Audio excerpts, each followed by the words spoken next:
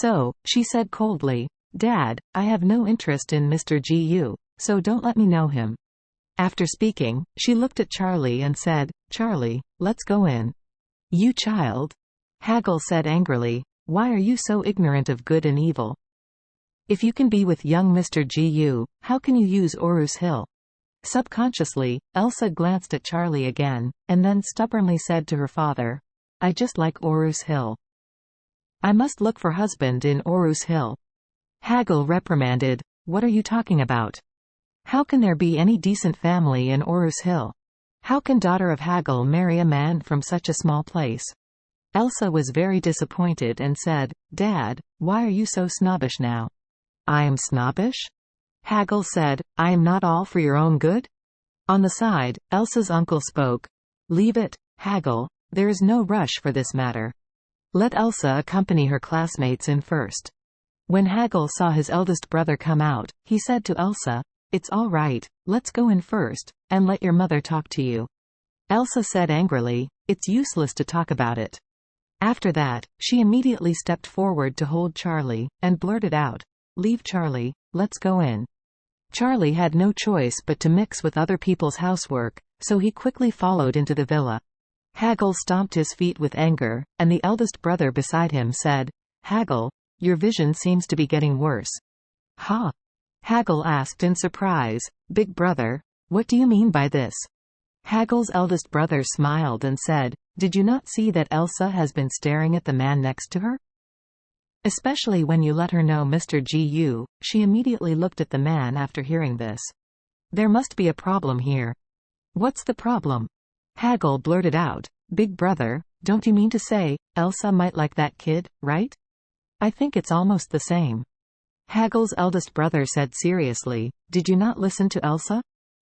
They are college classmates, but they met a long time ago, and this kid is in Orus Hill again. Elsa has been there for more than half a year. Staying in the city, maybe the two of you will be better when they are in Orus Hill." Haggle's expression changed. "Damn, Orus Hill's little wanderers dare to be tempted by my daughter. It's really unreasonable." After that, he immediately said, "Brother, you are staring here, I'll ask Elsa what is going on." Haggle's eldest brother hurriedly grabbed him, "What are you in a hurry? Now ask Elsa, in case of a quarrel, wouldn't it disturb my mother's birthday party? If you want to say, you'd better bear it and wait. After the birthday banquet, ask Elsa privately what is going on." Haggle hesitated for a moment, thinking of his mother's birthday banquet and many guests. It is indeed not suitable to question his daughter at this time, so he nodded, and said, "That kid Toad wants to eat swan meat. I will make him look good." At this moment, Charlie followed Elsa into the villa. The residences of big families like Eastcliff are very luxurious.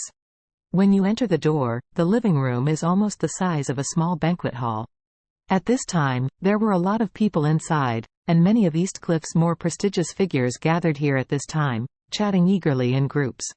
Accompanied by her husband, Mrs. Dong was talking and laughing with a few old friends of the same age.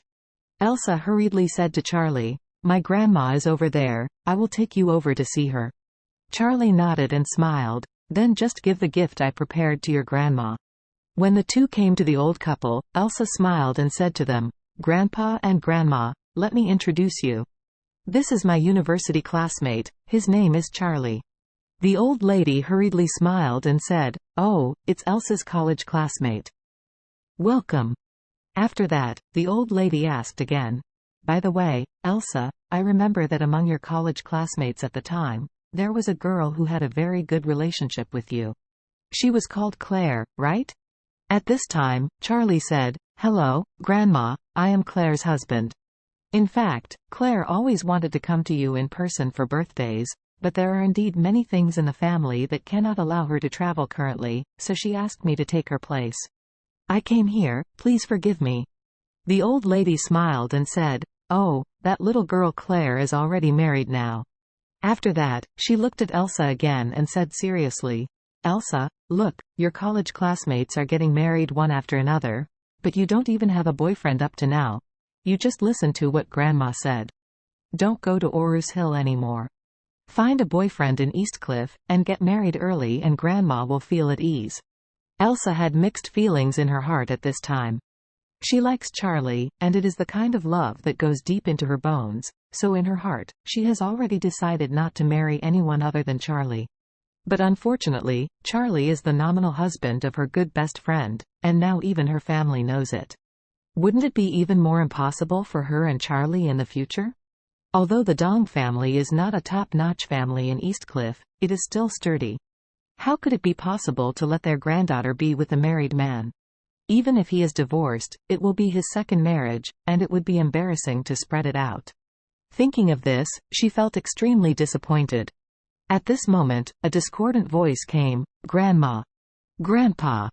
Elsa turned her head to see. Her cousin Delon walked over with a look of sadness.